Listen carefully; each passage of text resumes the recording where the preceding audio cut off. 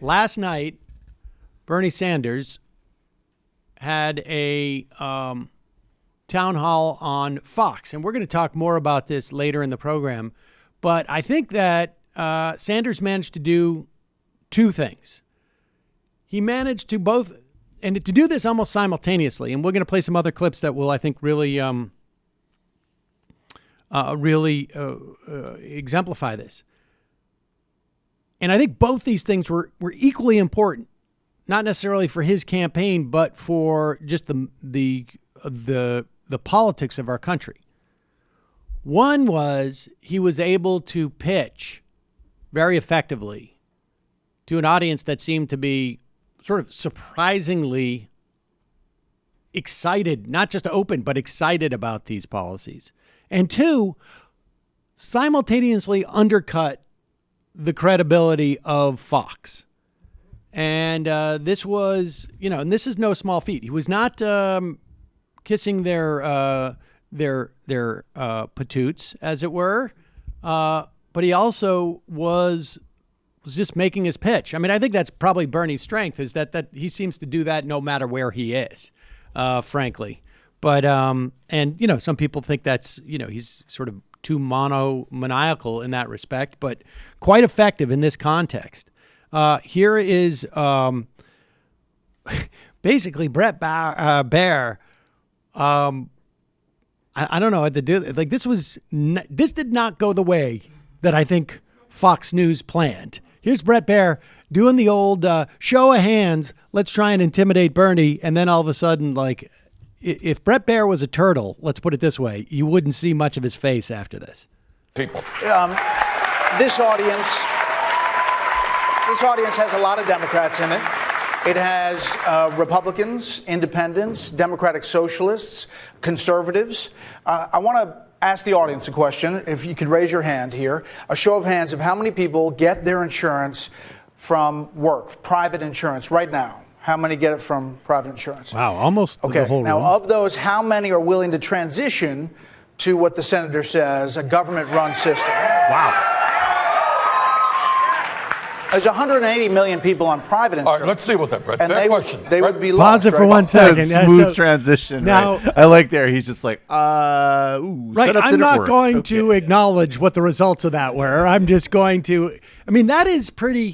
That honestly, like that moment where he just like immediately pivots to like that didn't work out. Well, let's go to the other damning statistic we have that's very intimidating. I was just trying to illustrate what a non-scientific sample looks like. Right, exactly. This, of course, despite my setup, like that this was a balanced crew of everybody. It seemed to be one for one. Everybody wanted to get rid of their insurance. All right, so pick it up from here. And they were smart. They did not cut on Brett to the look on his that must have been on his face when he was like, "Hey," because if it was like, "Now you got a tough sell, Senator Sanders," you see the whole room. Got to convince these people. You got to convince these people. How are you going to do that? I don't know. Looking a little rough. Yeah, this is looking a little. Just another statistic I can throw in there. But go ahead.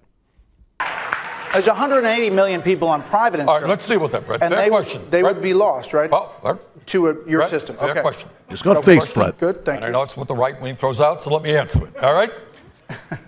Millions of people every single year lose their health insurance. You know why? They get fired or they quit and they go to another employer. I was the mayor for 8 years. You know what I did? What probably every mayor in America does? Is you look around for the best insurance program, the most cost-effective insurance. You change insurance. Every year, millions of workers wake up in the morning and their employer has changed the insurance that they have. Maybe they like the doctors. People are nodding their heads. Okay? So this is not new. Every year. Now, what we're talking about actually is stability. That when you have a Medicare for all, it is there now and will be there in the future. I'm not even going to just mention that you got faced, Brett. But Right. if you could at least give me the courtesy of debunking your tired, exhausted, stupid talking point. I mean, it's really sort of stunning that like you could not have. You really get the sense that Brett Baier, and we're going to play more of these clips later in the program because they get, I think, like Brett and Martha, and I can't remember her last name, McCollum. get increasingly more frustrated, I think, as the evening is going on, because it is not going well for them. And there's no way when they head back to the commissary today and they're in line at lunch and everybody gathers around the commissary at Fox, people are gonna be giving them sideways looks. Well, what's funny, what I found funny about Good that. job, Martha. What I found funny blew about that that one. particular dynamic is that it was more frustrating, I think, for Brett because he still needs to maintain the semblance of being a straight reporter. And Martha was more willing to just be like, oh, this isn't going bad, so let me like turn the guns on a little bit, because she's a little bit more on the overt opinion side. I mean, they both failed, but I think Brett's tension of like, this is absolutely not going the way it's supposed to, but I'm supposed to also pretend that I'm okay with it. That I don't care, right. That little laugh he did after Bernie's like, I know that's what the right wing's throwing out. He's like, you know, he wants to be like, oh, you suck. I would put the chances, and it's now 12:15 p.m. Eastern. I would put the chances of Hannity going up to Brett Baier right now in line at the commissary and like just going, looking at him and just taking his like, whatever. He's got the rice pudding he probably pulled from the commissary thing, and he's just taking it and he's just going, good job. So mad. And here's Donald Trump in like, this is one of those things where you just like, oh, the tweet itself is not that crazy. And then you realize like, it's insane that the president of the United States is writing this. And he writes, so weird to watch crazy Bernie on Fox News. Not surprisingly, Brett Baier and the audience, in quotes, was so smiley and nice. Very strange. And now we have Donna Brazil? What? Question mark? So It makes sense. like, I can't handle it. I've got like my show and I'm used to not watching it Fox and see. And I mean, it does. I can't tell if he is tweeting this as an audience member or if when he says, and now we have Donna Brazil, if he's talking about like as a member of the administration of Fox. I feel like it's viewer. I see himself as like I think he sees himself as a viewer who gets to have input. I'm a man of the people. So- I'm just a regular Fox News viewer. I'm not pulling rank. So I didn't watch it, but Donna Brazil did not make an appearance on the program last night. No. This is a completely. This is him trying to.